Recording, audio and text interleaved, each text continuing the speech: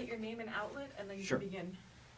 Herb Stratford, KVOA NBC 4 Tucson and KMSB Fox 11 Tucson. Okay, hey, so I know you guys do a lot of different stuff. You know, you have your fingers in a lot of different things. This is of course a little bit different, right? I mean, this experience. You know, one word: challenging, inspiring, terrifying. What was this experience like? I think you could use all of those words. I mean, I think we initially.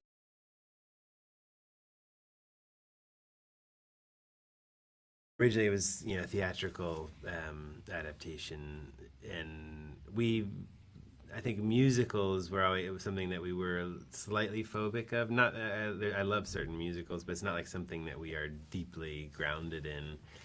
But somehow, the subject Cyrano and this sort of it's deeply relatable, and it feels related to what we've always written songs about. Also, just the anxiety and psychology of love, and I think it came naturally to write songs in service of a narrative, and we were really inspired by Erica and her vision, and then ultimately by Joe.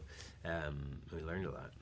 So maybe talk a little bit about, I know you mentioned that you sort of got involved very early in the process, and so that collaborative nature of not just having a finished film sort of dropped in your lap and saying, go at it, right? I mean, you really were at it from the beginning with Erica. Talk maybe a little bit about what that was like. Yeah, Erica Schmidt had this idea that the original 19th century de Rostand play Cyrano could be adapted in a more modern way with songs replacing the kind of poetic monologues of the letters and Cyrano, which were originally in verse. And that idea became, and she was really, it wasn't, oh, can I get a musician? It was like, can I get the National? Can I get Aaron and Bryce, Matt Berninger, our lyricist?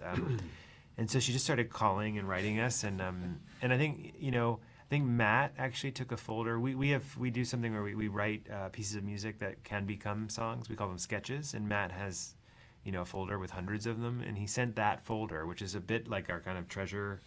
It's sort of like the treasure chest you left under the couch or something, but then he pulled it out from under the couch and said, here.